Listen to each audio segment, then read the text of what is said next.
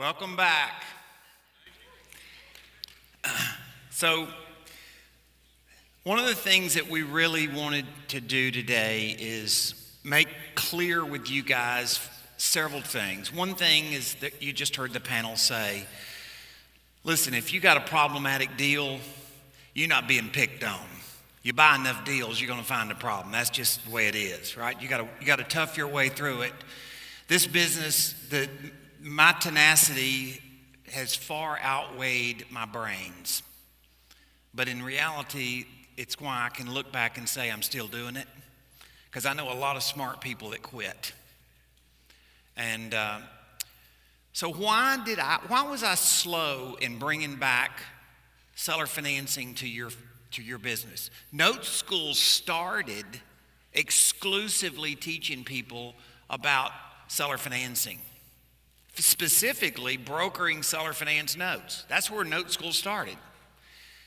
Then the market blew up. NoteSchool exclusively started teaching people how to manufacture seller finance notes, right? We had a whole training system about teaching realtors how to owner finance properties because you couldn't get a conventional mortgage. Then all of a sudden I kind of went dark on seller financing for a pretty long time. And why did I do that? Because I didn't want to tell you could go broker loans, and I didn't have confidence that anybody was really willing to buy those notes. So over the past couple of years, I saw some lights in the market where it looked like there was money available. And you'll have to understand that this presentation today will tie in a lot with the state of the industry presentation and the Tracy Rui presentation tomorrow and the Ryan Parson presentation at Note Expo. So Note Expo's presentations of Tracy's first, I'm second with state of the industry, and Ryan is behind me about investing. All of these things tie together. So I connected some dots a little bit at a time, and I did part of that here today. So the biggest thing I would say is, the bigger question is, why did seller financing leave? Why did seller financing leave the market? And seller financing left the market. The reason we quit teaching it is because the truth of the matter is there wasn't anywhere to sell the notes. And I have been a determined soul since 2008 to solve that industry problem for a long time to come. Because I will tell you that every time a big institutional investor had something disrupt their ability to buy seller finance notes, it broke the back of the industry. And buddy, I got some long scars running down my back on that one. And so I was determined that we could fix this industry. It is good business, it is good paper, and I have been on a campaign for a long time. But it took me a long time to build this because we didn't really truly have a platform. And that's what Notes Direct's come about. So the first introduction of Notes Direct really was for you guys, just really for Mentor students. There's a much bigger play we have in mind for Notes Direct. There are notes that are going to be lower yields than you want to buy, and that we can buy at. We can't go buy notes at well, I guess we could. We can't go buy notes at a 10 yield and sell them to you at a 12, okay? So there's notes that we can't even offer to you because we paid too much for them, right? But that then leads to a bigger marketplace. It lets Brian Winberry go create a good note that we can buy from him at a real fair price. And now all of a sudden he didn't have a deep discount because now we have a gigantic secondary market. So trust me, there's a ecosystem to this that I want you guys to have a vision of. And it'll take several of these presentations to get us there.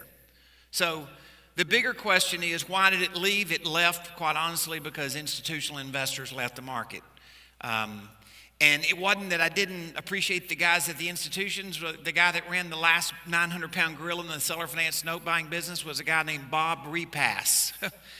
He ran a company called Bayview Financial's seller finance division. And by the way, they were buying $400 million in seller finance notes a year.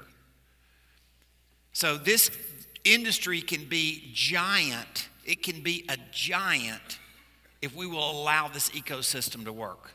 Okay? Now, I'm going to talk about this a little bit tomorrow. So the one thing I'm going to say to you is, looking back over the business over a lot of years, performing, non-performing, REO, whatever, different market niches, there's got to be two things that happen, okay? And this is one or 2 points that I'll duplicate in the state of the industry because I can't tell the story and do it without this part. You got to have deal flow. When I got in the seller finance note buying business, there was deal flow because it was second liens where people created lower interest rate seconds than they could get a conventional mortgage loan at the bank. So conventional mortgage rates were 18 or 20%, and you could seller finance a house at 10 or 12%. That's why people seller finance, to make it affordable, okay? That was deal flow, and Martha's dad and his partner, Ed Langton, found the first institutional money that note brokers had to fund this business, and that was a company called Finance America, at least in our part of the world. Metropolitan was in business back then. I don't quite know all their history. I could have called Tracy and gotten every detail of that, but I know in our part of the world, in all of the South, Finance America is what established the ability to people to broker notes. And Ed and Jean only dealt with private investors and the money they could put together to fund their business, and they were doing business but not significant amount. Finance America came in the market, kaboom. And that was when I entered the space. They had just started dealing with them at that point. So you got to have two things, and you got to get in the middle of deal flow. You got to get in the middle of deal flow between the money and the deal. If you're going to make income out of this, if you're going to go be able to resell your loans, and you have to understand what this is. So I taught this for years. So if you're an old NoteSchool student, Michelle Winberry's going to go, oh my God, he brought that slide back, because it resonates the truth. When financing is easy, seller financing is a sliver in the market, and there's always seller financings available. Let me make sure you understand. Bob Repass was buying $400 million in owner finance notes a year from 2000 to 2007. So don't think you can't find effective seller financing, even when there's a lot of people that still get left behind of make sense deals. So, but when obviously when financing is difficult, there's scarce financing, the seller finance fills that gap. So we're sitting on a pile of unharvested seller finance notes because we went for years where people couldn't get a conventional mortgage. Now it's going to be expensive to go get that inventory because you're going to have to use either internet marketing or direct mail to go find it. But if you want to earn fee income, probably the most underserved brokerage market I've seen really in my lifetime of doing this is right now. I dare say there's 50 talented note buyers on the phone in the United States. I bet there's not 50 talented note buyers. I'm not talking about people that don't know what they're doing, people that can close. And I want that number to quadruple in the next year because of you guys. And I think that's a possibility. So if you're looking for fee income, now let me just tell you something. The reason that we're going through this whole process today of emotion and overcoming objections and knowing there's going to be problems and still fighting your way through it is because if you're going to get on the phone and buy notes, let me tell you how this conversation is going to go. I got a letter from you. Yes, my name's Dave Franicki. I sent you a letter. Good to talk to you. Okay, you got a note for sale. Yes, Sam. Just how much are you going to pay me for it? Well, I need to get a little more information. First of all, they don't think the conversation needs to last more than about 20 seconds. Hello, what's the price? Goodbye. Okay? And you're going to have to become skilled at slowing down that communication to get to the yes. And secondly, then you're going to get to the magic moment on that fourth phone call, that fifth phone call, and you're going to give them the price. And guess what? They don't love you no more because you're giving them bad news. Whatever discount you offer them, it's going to be not acceptable. I don't care if it's a 20% discount or a 30% discount or a 50% discount. It doesn't make any difference. You have just become the salesperson that has to deliver bad news. And you got to get them from the automatic no to the yes.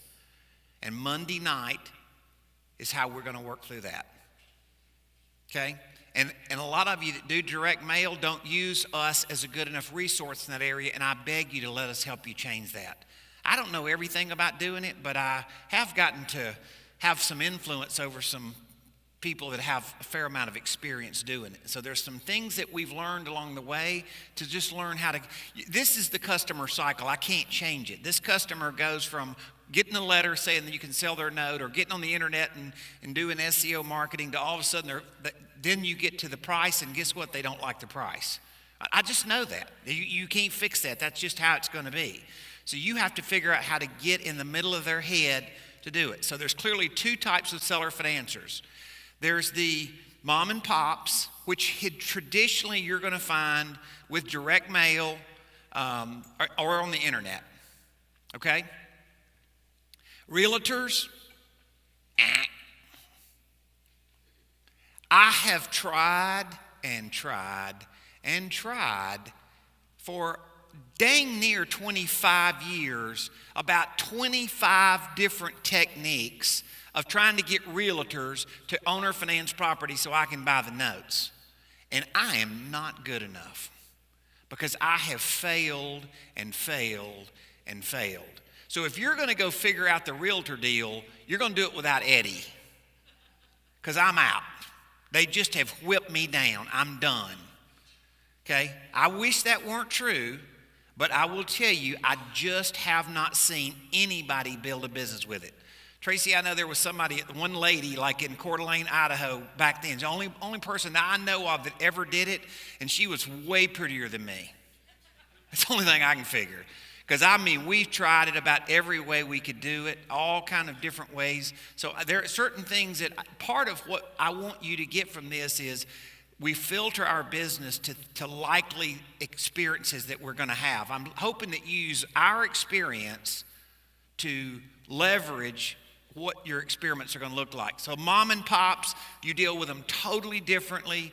They're little, what I call little old ladies with poodle dogs, right? They're totally different. They're not David Fenoglio types, right? They're not traders and they're not dealers, and there's a whole selling cycle. And the single most enjoyable thing that I do training and coaching you guys is teaching you how to deal with these customers, both professional sellers and this guy. I love that part of the training more than anything.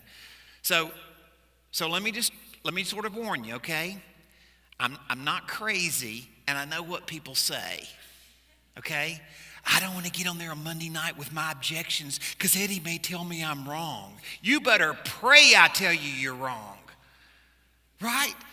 Because otherwise we're not sharpening each other's iron if we're just thinking we always got the right answer. Scott Tyler and I debrief every day I'm in the office about some kind of negotiation he's got. Every day. Scott Tyler's the most seasoned note buyer in America on the phone. They don't make anybody more seasoned than him, and we discuss it every day. So if you're worried about me saying, well, you should try it this way, I would say, of course you should be. And that makes perfect sense to me because I've never gotten tired of debriefing on the subject, okay? The next kind of customer is what we really talked about this morning with the skit, which is the professional seller, the real estate investor. They can sell houses, they can sell mobile home and land, they can sell dirt. They're There's a big opportunity in doing that. And I gave you kind of an old school technique that we really figured out. Little trip down history lane for those of you that have gotten to know Scott.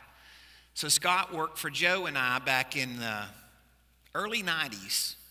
And he became our lead buyer on the phone. He spent a year in Joe Davis's office. Joe moved all of his furniture out of his office. And Scott spent a year in a cubicle in Joe Davis's office learning how to do it. Now you talking about a Monday night Magnum call, that would have been it on an hourly basis. Scott's wife, Angela, prior to her very successful business that she's built now, started going through the yellow sheets, it wasn't Craigslist back then, it was the green sheet, the Thrifty Nickel, the newspapers, finding people that were running ads in the paper with seller financing in their ad, and she was setting appointments for these guys that worked for me. One of them was a guy named Charles Mangan. And she was setting appointments for these guys to meet with these guys and kind of have the same little interaction that our little skit did this morning with Zarina and I. So these are recurring customers. You won't make as much profit per deal, but you have profit over time that'll be really great. It's the same business over and over and over. What influences the price of a note, right? The buyer, the collateral, the buyer's equity, the terms of the loan, the payment history, the paperwork. Let me tell you something. Your customer who creates these notes does not understand this. There's no way they understand it. It's a completely unrealistic expectation to think they understand it. And so your job is to transition them in the business. Okay, and dealing with an individual note seller is going to be different. With just a mom and pop is going to be different than dealing with somebody that owns a portfolio. So then you get into what's this note worth? What's the yield you should buy this note at? What's all this formula? And there's really two things that influence how you price a note. Number one is what is your investment in the note compared to the value of the property? Your investment to value ratio, right? And then you got the yield dart.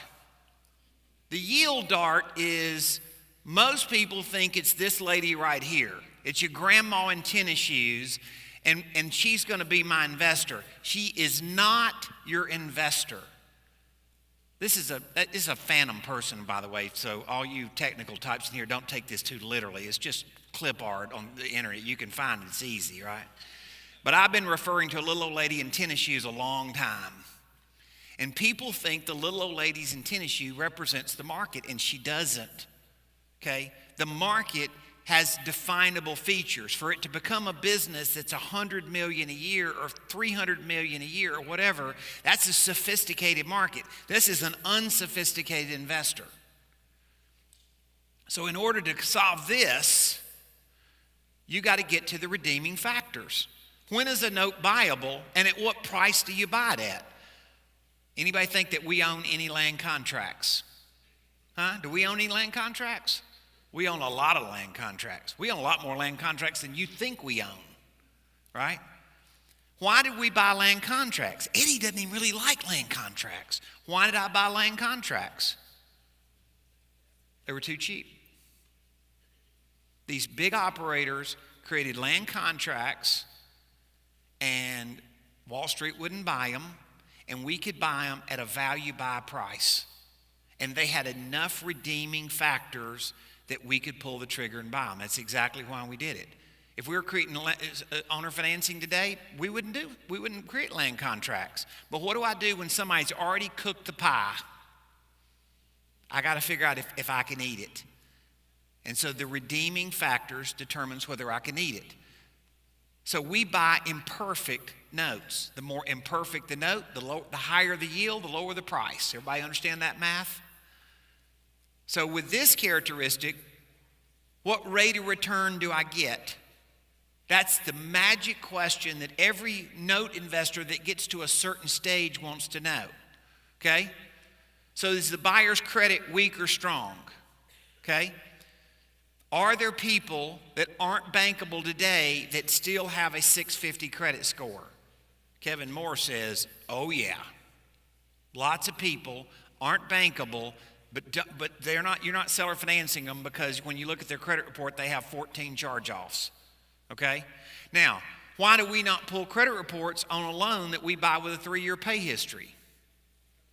What does it matter? What does it matter? Their pay history far outweighs what their credit report says. Okay? So, in fact, we discussed that on a Monday night call this week. The collateral, safe and good condition, and there are loans that we won't buy because the property just looks too rough. They're paying, we just won't buy it. Now, if a customer's been living in a house for 10 years and you pull up Trulia and it's not a garden green colored crime report, does it matter? Probably not. So let me tell you, part of what I've learned, if y'all ever notice that like NoteSchool has a tendency to train like people that are like engineer types, I'm just saying. You ever notice that? Okay, you engineer types are always looking for a formula. And I'm trying to say to you, and Russ, am I right? Because you're a double pocket protector engineer, right?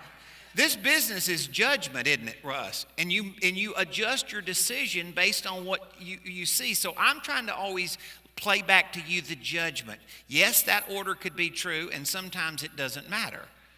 We're not saying crime never matters. I'm just saying to you with a certain set of circumstances, there's enough redeeming factors to override that maybe there's a little bit of crime. Skin in the game.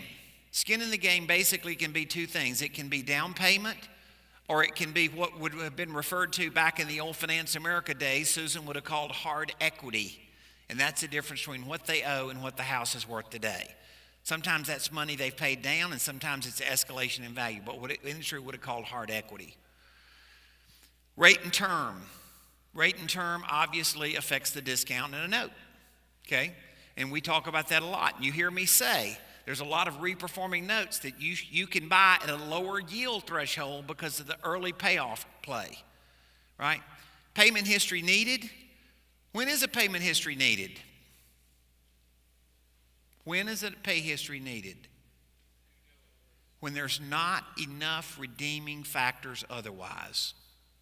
Pay history is needed when the credit is low and the equity is low, and otherwise you wouldn't buy the deal, but you would buy it if there were a 3 or 4 year pay history, right? If I've got a customer that paid 20% down and has an 800 credit score, I will buy that note when the ink's wet, right? Who needs a pay history, really? You don't need a pay history to know they're going to pay. You got enough credit decision that you can make otherwise. So this is the scale in this business, right? And then lastly, the paperwork. If I'm going to teach somebody to seller finance today, I'm going to tell them to write it on a note in a mortgage or a note in a deed of trust. I'm not going to tell them to write it on a land contract, okay?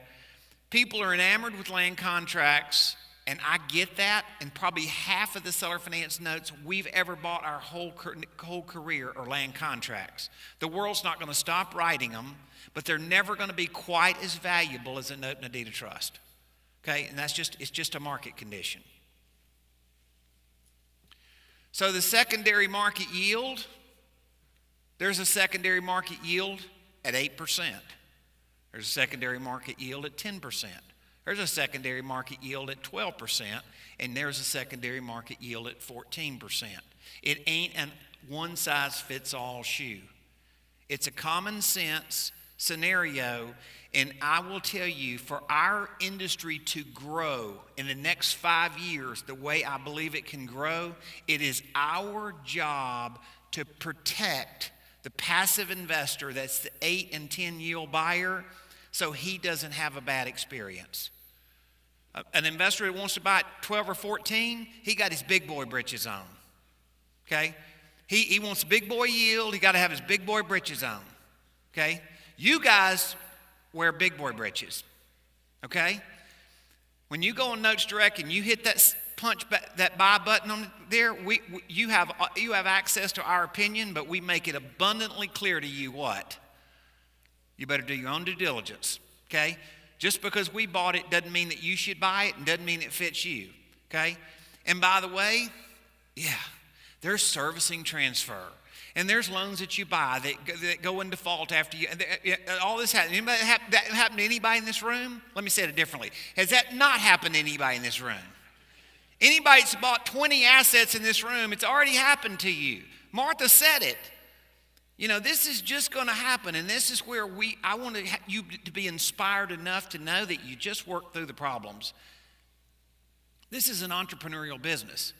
That's what we teach. We just teach you how to problem solve and work through it. And part of it's to have enough, spirit to keep fighting. And that's kind of why, that's a lot of what today's about. This is the most mechanical presentation the whole day by far.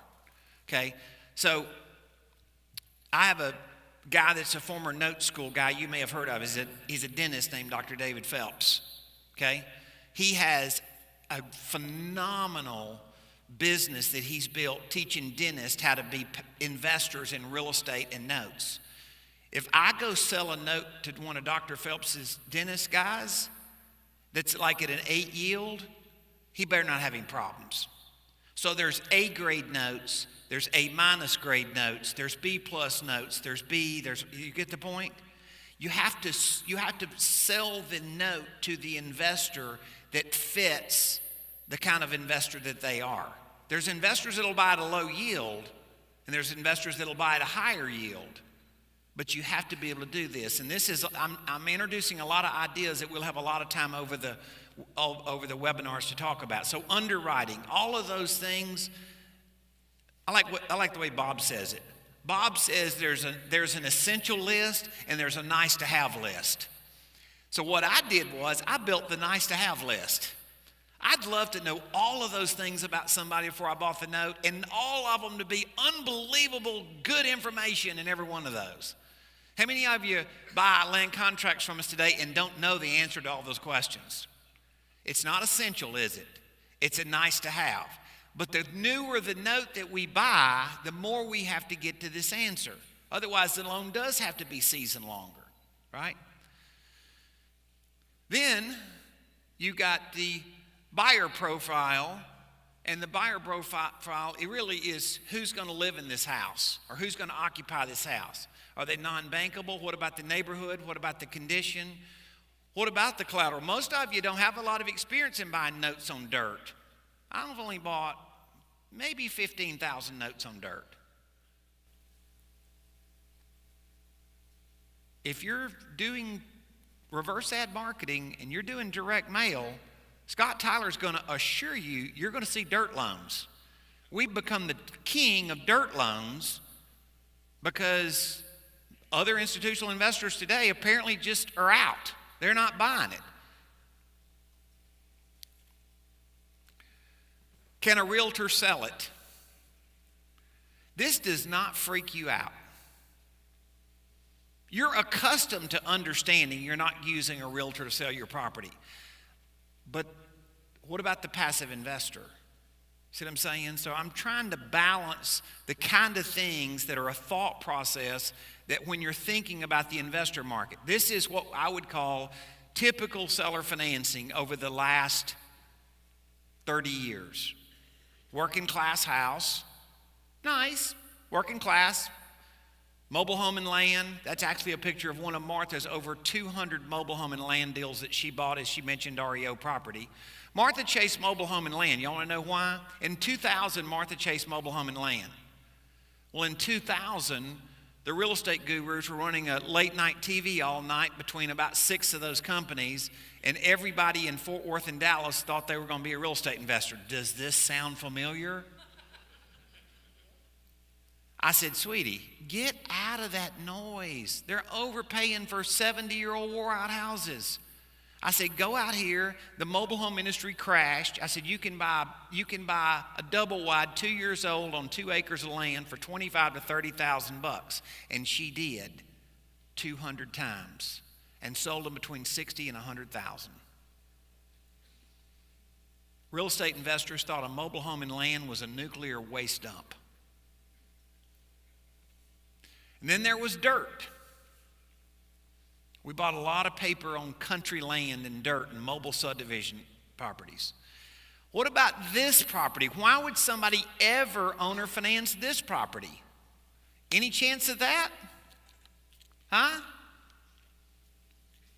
What if your buyer was a green card holder, was an ITIN buyer, and was an American citizen, but they had 30% down? Would you do that? These are a lot of things I'm trying to prompt you into that just are cycles that we've seen in the market that now say if we will go protect and build our passive investor market, these are all phenomenal opportunities. Better than rental properties today, better than apartment syndications. They're better than all the things they've been in the last 8 years, and Ryan's going to talk a lot about the mindset of why that's true. And sometimes they owner finance something like this. Now, David, I renamed that the Note Recovery Center's Louisiana location. I used to call it a Louisiana high-rise. If you've ever been to Louisiana, you'd understand more of this humor. I can tell some of you haven't. Then the buyer's equity, cash equity, or appreciated equity.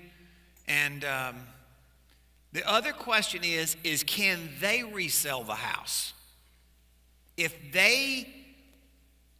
something happened in their life, they got a job change, they needed to move, can they go put it in the market and resell it? Those are all reasonable, good questions that affect really the yield that these loans trade at.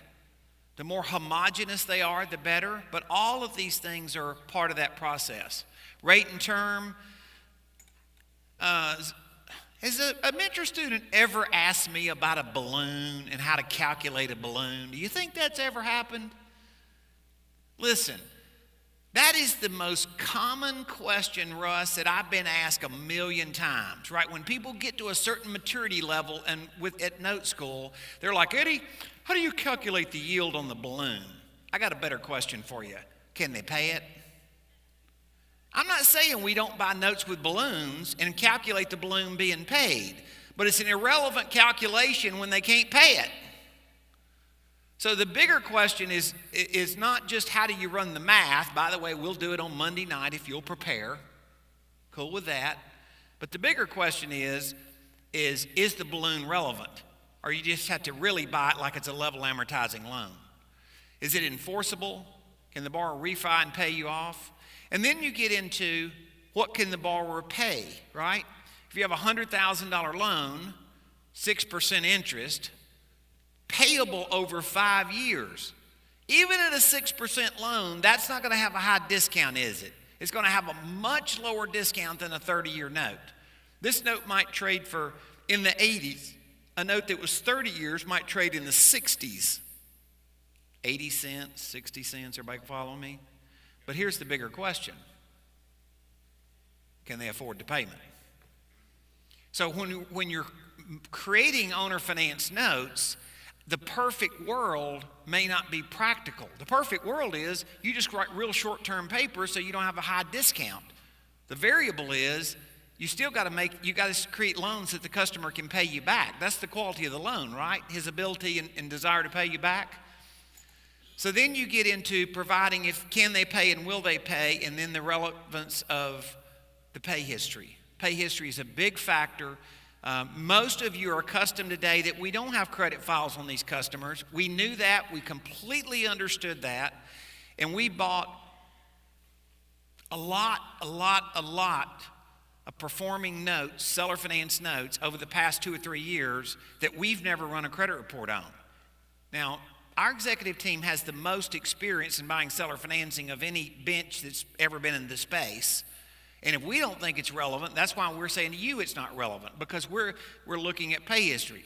But if we buy a brand new loan, oh yeah, credit is very relevant. So you have to realize that all of that is a factor, and then obviously you have to consider the collateral factor.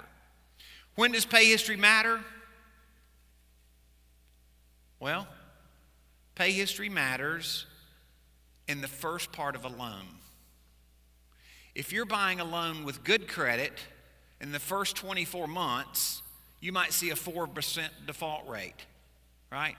But in the remaining 28 years of the loan, that default the potential of default rate may only drop 1%, maybe 2%. So you see, the pay history in this transaction wasn't the relevant factor. Take the same transaction, but with poor credit,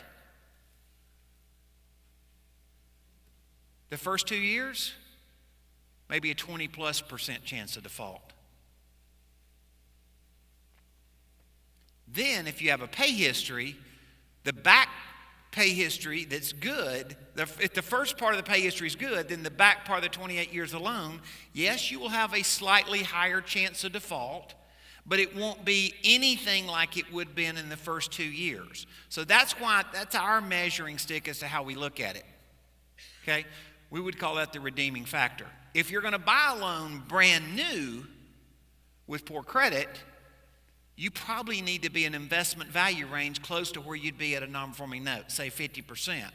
Once the loan has an established pay history, that investment to value could go up to 75%. So once again, your yield, your investment to value, your credit criteria is all relevant to where that loan is in its cycle.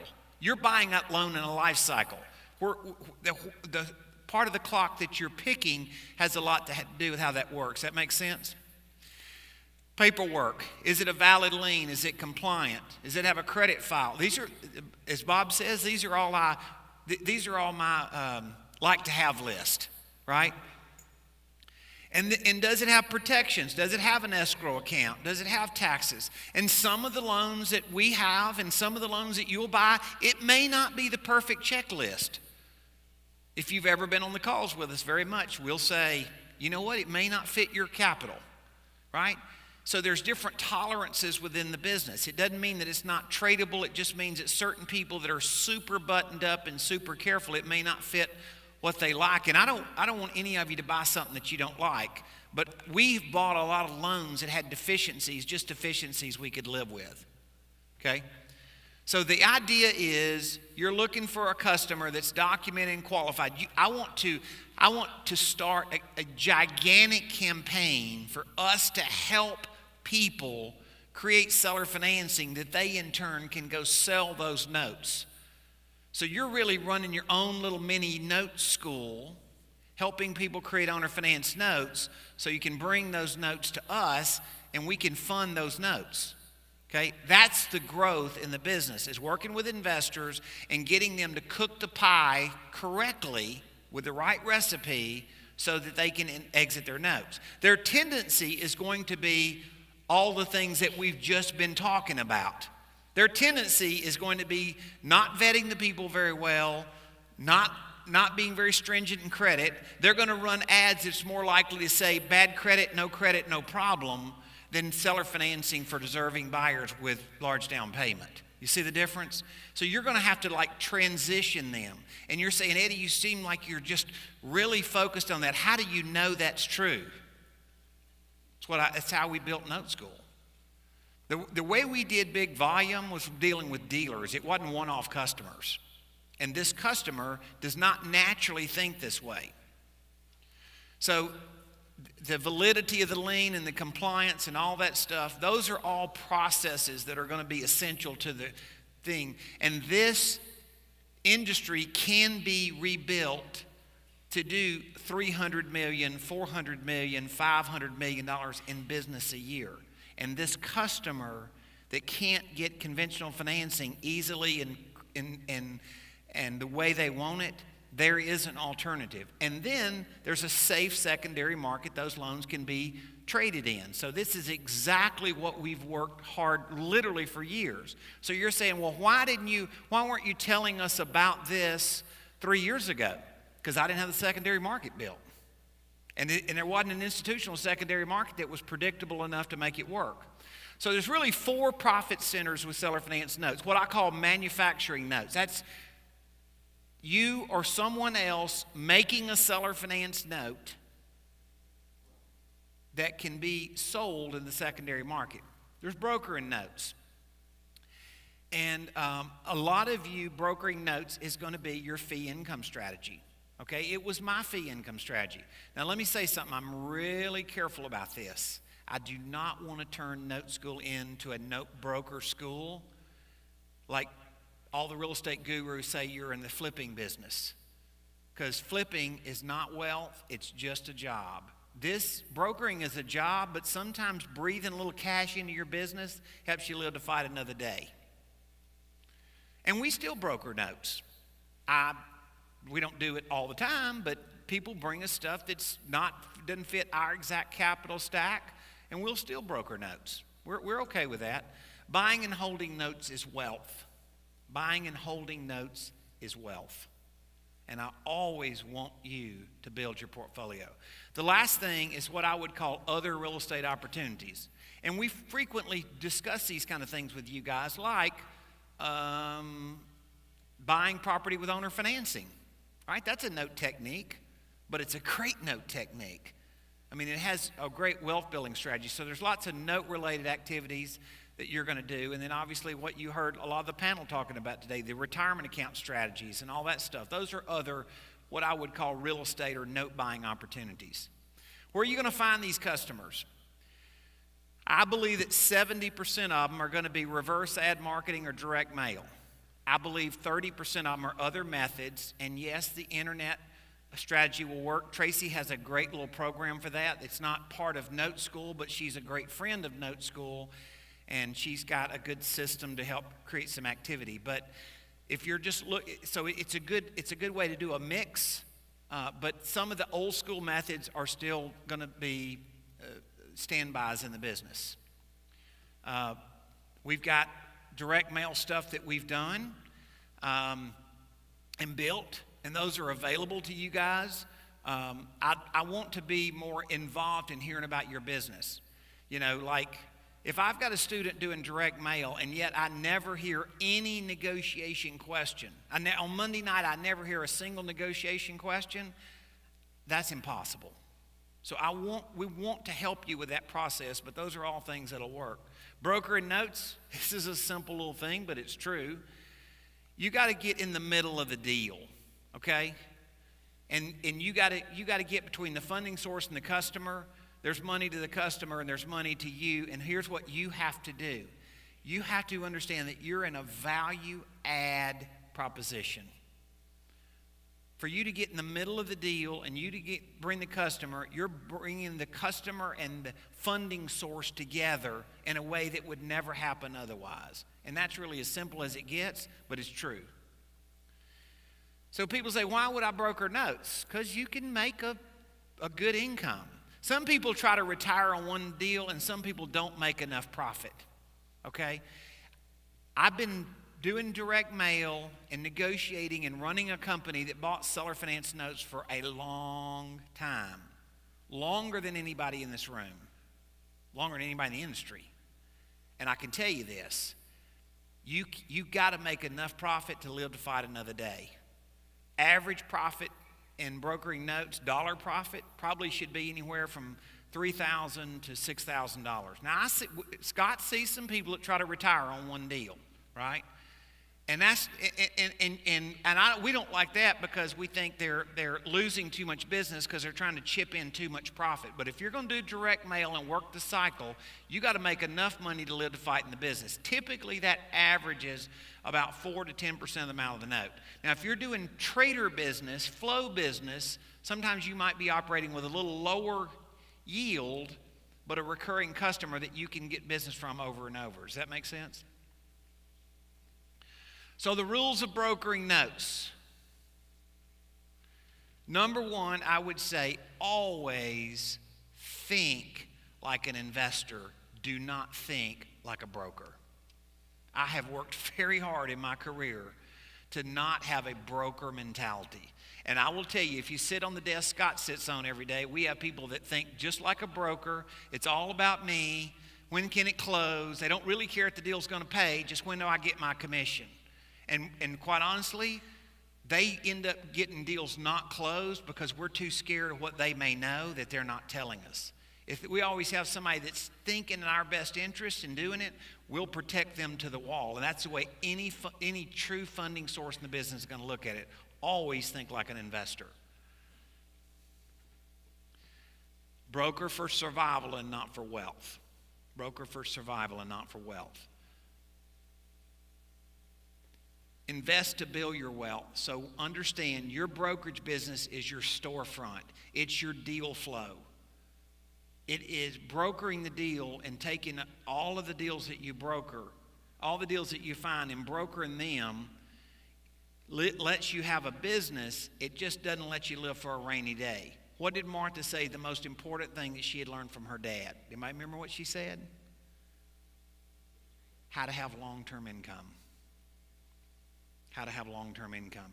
That's who I learned this from. Because he was never about just cashing a check today. Sometimes you got to cash a check today, and sometimes you got to build long-term wealth. You balance this part of the business. It's really critical. There's a little ice cream company here in Texas called Bluebell Ice Cream. Okay? Their slogan is, here at Bluebell Ice Cream, we eat all we can and we sell the rest. That's been my slogan for brokering notes for a long time. We buy all we can and we sell the rest. So, this leads us back to where I said was important. The first thing that we had to do, Bob said, when Bob came over with us, we had basically two big long-term goals that we wanted to accomplish. One thing is, I said, we need a capital fund, and in order to have a capital fund, we have to have a significant operational discipline, and you have a lot more of those skill sets than I do. Bob had run big shops, lots of money for a long period of time in our space, the biggest shops in our space, and he definitely was the guy to do that. He understood the product, he understands how to manage a P&L, he's very disciplined to operations and systems and process. So that was an essential ingredient. And I said, the next thing we got to have is that we got to go build an industry exit strategy for these assets. You know, I'm not saying there's no institutional money in the business. I'm saying to you there's no institutional money in the business today that's spending $400 million, and they're not coming. So if that is an industry to be rebuilt, we have to do it. So in order to do that, it was stacking a whole bunch of dominoes together to make this work. Our first process is that we did a lot of business with a company that some of you would remember called Halo. Halo built a very expensive dashboard and a project management system for owning distressed assets called AMX. They literally spent millions of dollars in programming to build this system. Okay, so we were a customer of Halo's, and when Halo exited the space, we bought a copy of their AMX. It was a big commitment. Secondly, with that product, one of the things that Bob and I told him is the second leg to that is we want a trade platform. And we want a trade platform that has real due diligence, real time, just like technology provides in other areas today. So when we got that done, that became the first leg. And truthfully, you guys were our guinea pigs, right? We provided you an online system to look at assets, and we never sold an asset to any other investors other than you guys for a whole year, right? So then we knew the second strategy was, in order to build that, so we had students, and we had big boy students. You guys were big boy students, right? So we had students, or just somebody that was interested in NoteSchool to some degree. Maybe they went to a class, maybe they got something online. They had some level of information. And then obviously we had advanced students. And so our long-term strategy is to bring this ecosystem back into play. It wasn't us just going and finding loans that we could buy in bulk and sell to you, because what happens if the inventory dries up? And by the way, on land contracts, it kind of has. Bob and I picked through most everybody that's a big player in the market, and you're going to find this shocking, but there are people selling land contracts today that aren't us, and you're going, yeah, but there's the same guys that Bob and Eddie bought from. They could be buying our calls. So understand that Bob and I knew there was a life cycle to this stuff, and today there's some really good reperforming notes available. Bob, in 3 years, I'm going to make a bet there ain't no reperforming notes available, right? There's a life cycle to this industry that will change. This lets us build a whole ecosystem that lets you then participate in the seller finance strategy because we have created a low-yielding secondary market. So this is exactly, it took us years to go build to get to this point. And now we're right at a point right now, what we desperately need is inventory, inventory, inventory. We're balancing the passive investors and offering these assets based on the inventory available. But if we could go find a big pile of super high quality inventory, then it lets us go chase a bigger marketplace of passive investors that are going to buy these assets, all of which really gives you what you need to go do what I did in the business back in the 80s and the 90s and the early 2000s. So the notes that come from here are analyzed and vetted, and we buy these notes, and then we offer these notes in the secondary market. Now, is it exclusively for Colonial? Is it? No. We fully intend for half of the notes on Notes Direct to be owned by other sellers. They got to be vetted. They got to be willing to play by the rules. And it's going to be really easy to get cut off. Okay? Because our branding is the trust factor in the whole Notes Direct system. So we're going to be really tough on sellers. So if you want to put some of your notes on Notes Direct one day and we're like real stringent about our criteria, I don't apologize. Because that credibility is what builds the long-term branding in the business. Yes, there are some short-siders in the business right now. I will assure you. There's some people that are gunslinging, selling loans that, first of all, I don't even know if they know how good they are or aren't, but they're selling them to people that aren't capable of managing the investment they're making. That is not going to build long-term stability in our business. Protecting our business is going to be the key to the business. And we are very committed to that. So then they end up on Notes Direct. An investor comes in there and they can say, hey, I want to buy. Now, is it a NoteSchool highly advanced guy or it is a smaller guy? Depends on the quality of the note. I get it. You probably don't want to buy notes from us at 7% yield. But there's somebody that will. And so that's exactly where we're going in the business. And you're saying, well, why don't we just keep everything at 12%? Can't buy the business. Because if we buy at a 12 yield, we're causing the real estate investor to take too deep of a discount in his note, and he can't make a seller finance strategy work. So if we can lower the discount rate to the investor that's creating owner finance notes, then that ecosystem works because he's paying a lot for these houses. He needs seller financing as a strategy. He just can't stand a 30% haircut on the notes. Does that make sense to you? So that's exactly where we're going in the market today, and how we're like, it took us a while to kind of work through this. So yes, I'm fully aware there's people who's been having a lot of talk about seller financing over the last couple of years. I totally get it. If you look at their lineage, most of them, original lineage came from a guy named Eddie Speed. It's not that I don't understand it or haven't understood the need for it, but the timing of bringing the passive investor to the table wasn't quite right for me to introduce it yet. So I made a soft introduction this summer. I'm making a strong introduction to you now. And this is what I want a lot of Monday night to be about. Finding in some way the seller finance space in different ways. Either creating the paper, finding a real estate investor that can create the paper, finding a land guy that can create the paper. How do you negotiate and get them to sell? How do you help them with the whole cycle of doing this? And so this is a big focus of ours will be in 2018 is repositioning us to be prepared to go harvest this inventory, understanding that that every step of the way that Bob and Tracy and all the people that are involved in the liquidation of it have a grading system totally locked in their head of knowing what that is.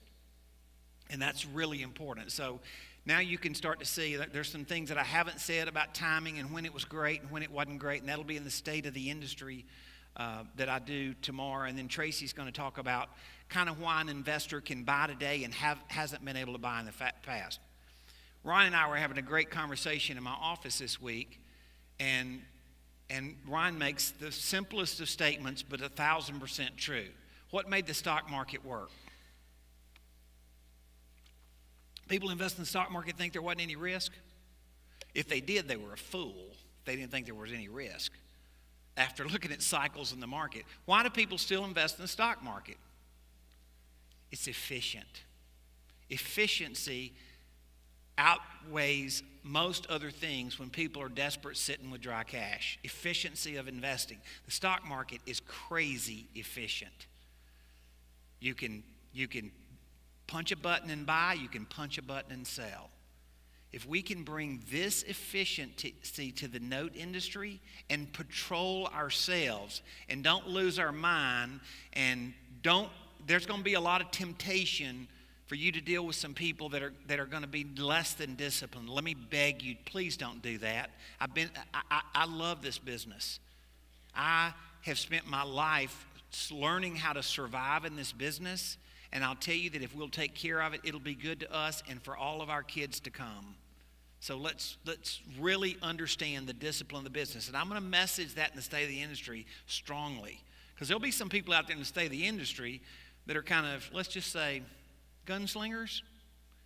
And gunslinging, we'll never stop all the gunslinging, but if we as an industry are focused on quality and the right things to do, then we have now gotten what we think is an efficiency related to the stock market that has never been available before. And if we'll grade these loans correctly and predict the performance of these loans correctly, there's a massive amount of passive investors that need an alternative. And that's a lot of what you're going to hear Ryan talk about is this marketplace. We still have about a third of all the self-directed retirement account capital today that's with an IRA administration company is unemployed cash.